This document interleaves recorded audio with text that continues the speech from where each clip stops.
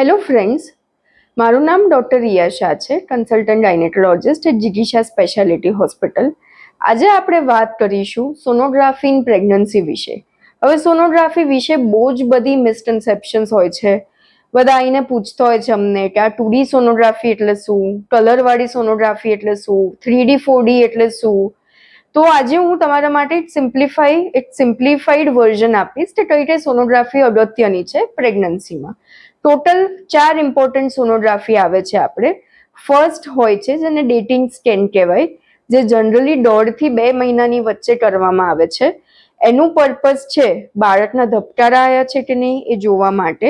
બીજી ઇન્ફોર્મેશન જે આપણને મળે છે કે બાળકનો ગ્રોથ જે આપણી પીરિયડ્સની ડેટ છે એના અકોર્ડિંગ છે કે નહીં, અને એનાથી આપણને એક્સપેક્ટેડ ડ્યુ ડેટ બી ખબર પડે છે. તો એ કરવાની આવે છે ફર્સ્ટ ટ્રાઇમેસ્ટરમાં. બીજી સોનોગ્રાફી આવે 3 મંથ્સ કમ્પ્લીટ થાય અને 4th મંથ સ્ટાર્ટ થાય એટલે NT-NB સ્કેન. એને એક પ્રકારની નાની ખોડખાપણની સોનોગ્રાફી કહેવામાં આવે છે, જેમાં આપણે એન્યુપ્લોઇડી માર્કર્સ જોવાના હોય. એ માર્કર્સથી આપણને ઇવેલ્યુએટ કરીને ખબર પડે કે બાળકમાં કોઈ જીનેટિક પ્રોબ્લેમ, એટલે કે ડાઉન સિન્ડ્રોમ છે, એડવર્ડ સિન્ડ્રોમ છે, પટાઉ સિન્ડ્રોમ છે, એવા કોઈ બી જીનેટિક પ્રોબ્લેમ થવાની પોસિબિલિટી છે કે નહીં. થર્ડ સોનોગ્રાફી, જે સૌથી મેઇન સોનોગ્રાફી કહેવાય, દેટ ઇઝ એનોમલી સ્કેન, જે 5 મંથ કમ્પ્લીટ થાય પછી કરવામાં આવે છે, જેમાં ડિટેલ્ડ બધા બાળકના ઓર્ગન્સને ડિટેલમાં જોવામાં આવે અને બાળકમાં કોઈ ખોડખાપણ છે કે નહીં એ જાણવામાં આવે. એમાં તમે 2D બી કરાવી શકો, 3D 4D બી એમાં કરાવી શકાય છે.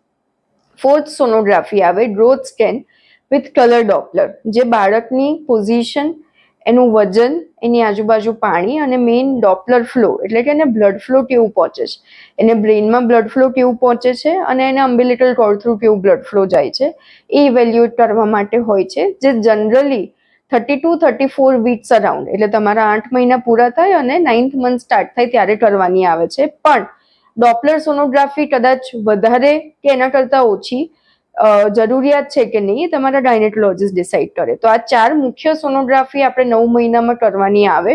એના સિવાય બીજી કોઈ એડિશનલ સોનોગ્રાફી કરવાની જરૂર છે કે નહીં એ તમારા ગાયનેક તમને સજેસ્ટ કરશે. સોનોગ્રાફી રિલેટેડ કે બીજા કોઈ પ્રેગ્નન્સી રિલેટેડ તમને કોઈ બી ડાઉટ્સ કે ક્વેરીઝ હોય તો તમે કમેન્ટ સેક્શનમાં જણાવી શકો છો. Thank you.